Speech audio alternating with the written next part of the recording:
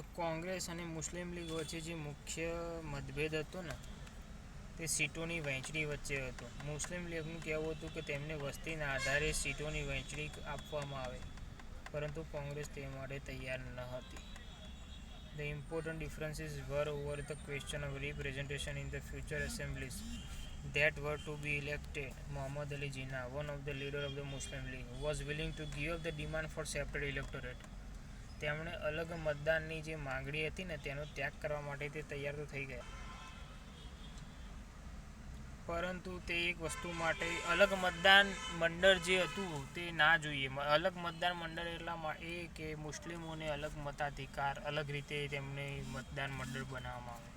તેના માટે તે તૈયાર થઈ ગયા કે નહીં બનાવો તો ચાલશે, પરંતુ તે જે જેમની સીટોની વહેંચણી હતી, સીટોમાં જે તેમનો સરખો મતાધિકાર મળવાનો હતો તેના માટે તે માનવા તૈયાર ન હતા. તેઓ ખાલી એક જ વસ્તુની છોડવા તૈયાર હતા, મતદાન મંડળ. બાકી તેઓ પોતાની સીટનો જે અધિકાર હતો વસ્તીના આધારે તે તો તેમને જોઈએ જ હતું. If the Muslims were assured reserved seat in the Central Assembly, representation in the proportion to population in the Muslim domination provinces. Bengal અને પંજાબ આ બે જગ્યા એવી કે જ્યાં સૌથી વધારે મુસ્લિમોની વસ્તી જોવા મળતી હતી. અત્યારે હાલનું બાંગ્લાદેશ, બંગાળ કહીએ, અને પંજાબની અંદર લાહોર ને બધું કહીએ. Negotiation over the question of the representation continued, but all hope resolving the issue at the all parties conference in 1928.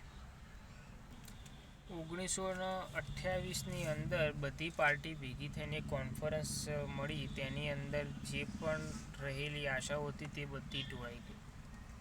કોઈ બી ઈચ્છા તેમની પૂરી ના થઈ. તેનું કારણ એ હતું, એક તો હિન્દુ મહાસભાના એક મહાન M.R. જયકર નામના એક વ્યક્તિ હતા. તેમને સ્પષ્ટપણે 1928ની અંદર જે સભા ભરાઈ હતી દરેક રાજનૈતિક પાર્ટીની, તેમાં તેમણે સ્પષ્ટપણે ના પાડી દીધી. 1928માં કોણે ના પાડી? મુસ્લિમોને તેમની વસ્તીના આધારે સીટો નહીં આપવામાં આવે. તો હિન્દુ મહાસભાના વ્યક્તિ હતા જેમનું નામ હતું M.R. જયકર. તેમને સ્પષ્ટપણે વિરોધ ઉઠાવ્યો, ના પાડી, જેના કારણે મુસ્લિમ લીગ અને કોંગ્રેસ વચ્ચેનું અંતર વધતું જ ગયું. જેના કારણે when the civil disobedience movement started, there was thus an atmosphere of suspicion and the distrust between the communities. જ્યારે સવિનય કાનૂનભંગ ફરીથી ચાલુ કરવામાં આવી, કારણ કે આ તો 1928માં સભા કોન્ફરન્સ મળી હતી ને તેમાં નક્કી થયું હતું. M.R. જયકરે સ્પષ્ટપણે ના પાડી દીધી. એટલે તેના પછી 1930 ને 1931 આજુબાજુ સવિનય કાનૂનભંગ આંદોલનની શરૂઆત થઈ. સવિનય કાનૂનભંગ આંદોલનમાં એવું વાતાવરણ સર્જાયું, એક શંકાસ્પદ અને અવિશ્વાસભર્યું વાતાવરણ સર્જાયું બંને કોમો વચ્ચે, હિન્દુ અને મુસ્લિમો વચ્ચે. The alienated from the Congress, large section of Muslims could not respond to the call for united struggle. હવે કોંગ્રેસમાંથી તેઓ અલગ મહેસૂસ કરતી હતી મુસ્લિમ લીગ.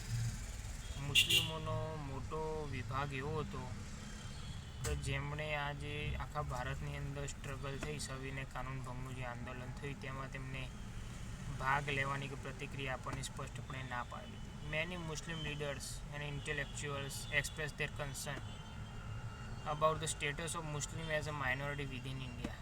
હવે ઇન્ડિયાની અંદર મુસ્લિમો બહુ જ ઓછા હતા, માઇનોરિટીમાં હતા. તો તેમણે સ્વાભાવિક છે કે જે મુસ્લિમ નેતાઓ હતા, બુદ્ધિજીવીઓ હતા, તેમણે ઇન્ડિયાની સાથે જ મુસ્લિમોના અંદર જ મુસ્લિમો એક લઘુમતી કોમ તરીકે તેમનો શું મતાધિકાર રહેશે, શું અધિકારો રહેશે, તેના વિશે તેઓ ચિંતા વ્યક્ત કરી.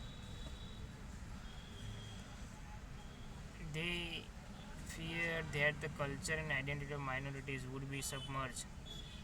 તેમને એ ભય હતો કે આ જે હિન્દુ વસ્તી જે વધુ હતી, હિન્દુ બહુલતા, હિન્દુઓ વધારે હોવાના કારણે તેમના પ્રતિભાવ હેઠળ, તેમના પ્રભાવ હેઠળ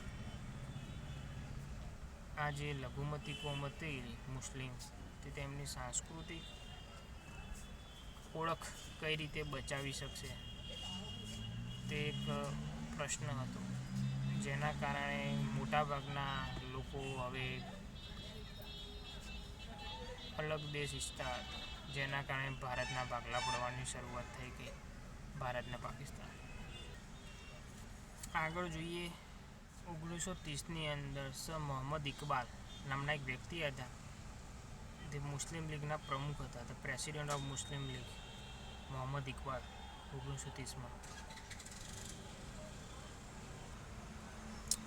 મોહમ્મદ ઇકબાલ વારંવાર એક વસ્તુ ઉપર ભાર આપતા હતા. The reiterate the importance of the separate electorates for the Muslims as an important safeguard for their minority political interest.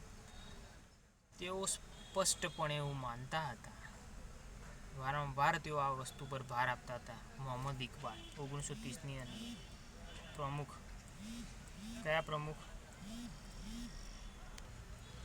મુસ્લિમ લીગના. અને તેઓ સ્પષ્ટપણે માનતા હતા કે જો રાજનૈતિક ફાયદાઓ માઇનોરિટી લઘુમતી કોમ તરીકે મુસ્લિમોએ ભારતની અંદર જો પોતાને જાળવવા હોય, મુસ્લિમોએ લઘુમતીના પોતાના અધિકારો બચાવવા હોય, તો અલગથી મુસ્લિમોનું મતદાર મંડળ હોવું સ્પષ્ટપણે જરૂરી છે.